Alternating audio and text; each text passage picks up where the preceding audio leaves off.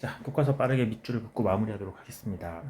10쪽입니다. 선사문화의 전개와 고대국가의 형성, 구석기 시대와 신석기 시대 평등 사회를 이루다.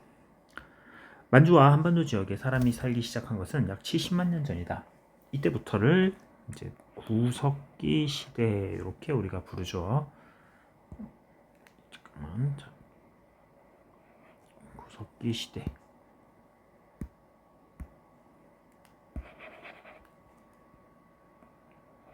여러분도 같이 동그라미 치면 돼요.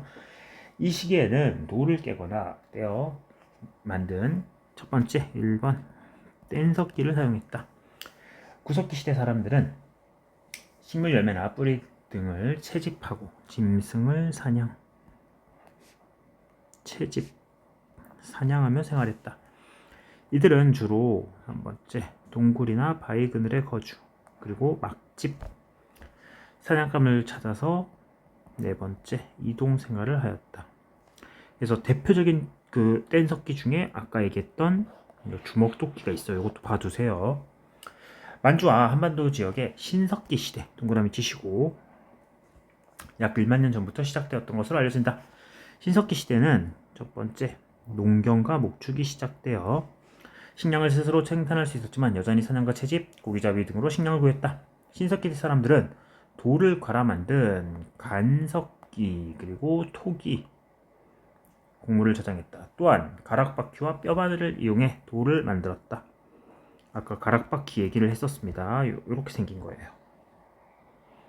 실을 만드는 도구다. 농경 목축이 시작과 함께 세 번째 정착 생활이 이루어지면서 사람들은 강가나 바닷가에 움집을 지어 생활했다. 움집 알아두시고, 구석기와 신석기 시대 사람들은 혈연을 기반으로 구성원 간의 관계가 평등한 공동체를 구성했다. 평등이 중요한 겁니다. 그리고 이 시대는 아까 얘기했던 빗살무늬, 여기 보이죠? 구멍이 좀 뚫려 있습니다. 이건 아마 뭐 수리를 한다거나 아니면 뭐 끈을 묶어 썼던 것으로 보이고, 이 위쪽에 이렇게 빗살무늬가 이렇게 들어가 있어요. 이게 토기 이름이 빗살무늬 토기인 이유이다. 청동기가 보급되고 계급이 출하다. 만주와 한반도 지역의 청동기 문화는 기원전 2000년에서 1500년 무렵에 시작된 것으로 알려진다. 청동은 재료가 귀하고 만들기 어려워 비파형 동검, 청동 거울 등과 같은 주로 지배층의 무기와 제사용 도구, 장신구로 사용되었다. 그리고 피지배층은 반달 돌칼 같은 농기구. 다르죠. 지배층이 썼던 게 청동으로 만든 이 거울이라던가 무기, 이게 비파형 동검이야. 반면에 피지배층은 반달 돌칼, 돌로 농기구를 만들었다. 청동기 시대에는 농업 생산량이 늘어나 잉여 생산물이 발생하면서 빈부의 차가 생기고 돈이 있는 사람과 없는 사람의 계급 문화가 뚜렷해졌다.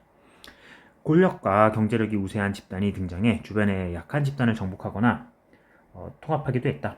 이 과정에서 여러 부족을 통합한 권력자인 네 번째 군장이 출현했다. 군장은 죽을 때까지도 그 권력을 유지하려고 고인돌이라는 이런 무덤을 만들었습니다. 어떤 건지 알지? 고인돌. 청동기 문화를 기반으로 고조선이 건국되다. 고조선은 청동기 문화를 바탕으로 성립한 우리 역사상 최초의 국가이다.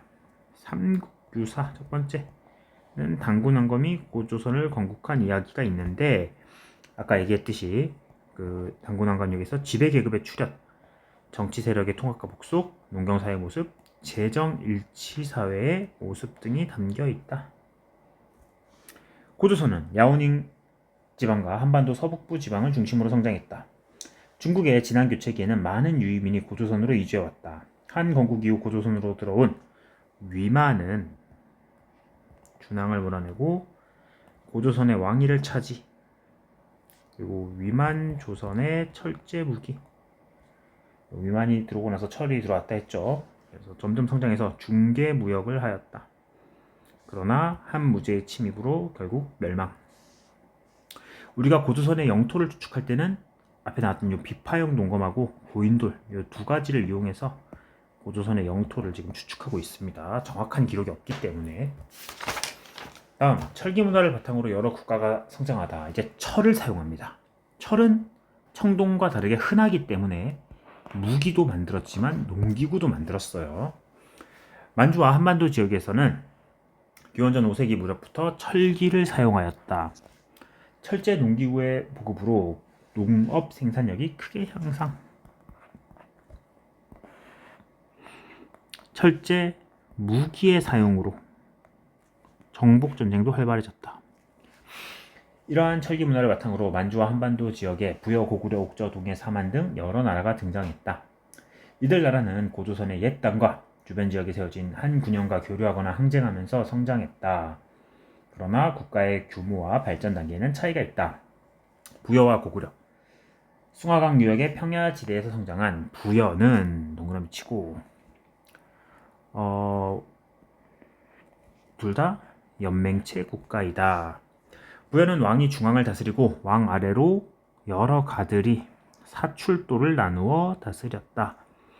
고구려는 게르부, 소노부 등의 오부가 연맹체 국가를 이루고 아까 이 얘기 안 했는데 제가회의라는 그 회의가 있어서 그 연맹체에 이제 그 게르부 뭐 이런 소노부 이런 그 오부의 대표들이 모여서 회의를 하는 게 있습니다. 제가회의입니다. 옥저 동해 사만 한반도 동북부 지역의 동해안에 이르는 지역에 있었는데 옥저와 동해는 왕이 없는 대신 음락을 중심으로 읍군, 삼로 등의 지배자가 있었다. 옥저, 동해. 중남부에는 마한, 진안, 변안 이거 묶어서 사만이라고 하는데 신지읍차라는 군장이 다스렸고 그 군장하고 별도로 제사장인 천군이 있습니다. 아까도 얘기했듯이 이거는 이제 제사와 정치가 분리됐다는 거죠.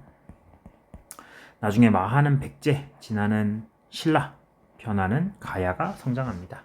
사로국이 신라입니다. 나중에는. 자, 요거 말고도 그 위치라던가 이런 거 지도에서 한번 확인해 봅시다. 부여, 순장, 왕이나 이런 지도층이 죽으면 그 밑에 있던 사람들을 함께 묻어버리는 거. 하늘의 제사 지내는 제천 행사로 영고. 고구려, 남자가 여자 집에 가서 노동력을 보상해주는 서옥제. 그리고 제천 행사로 동맹. 옥저의 경우 민며느리제. 그 여성이 이제 반대죠. 서옥제랑 좀 다릅니다. 여성이 남성 집에 와서 생활하는 거. 그다음에 동해, 책화, 조괴혼. 책화 같은 경우에는 다른 부족의 땅에 침입하지 않는 거. 족외혼은 결혼할 때 다른 그 이제 부족 내에서 하지 않고 옆에 부족하고 하는 거. 제천 행사로 무천. 그리고 사만의 신성지역 소도는 얘기했었고 천군이 다스리는 소도가 있었고 제천 행사로 5월과 10월에 계절제가 있다. 자, 됐습니다. 여기까지가 선사문화의 정례와 고대국가의 형성이었습니다. 수고했습니다.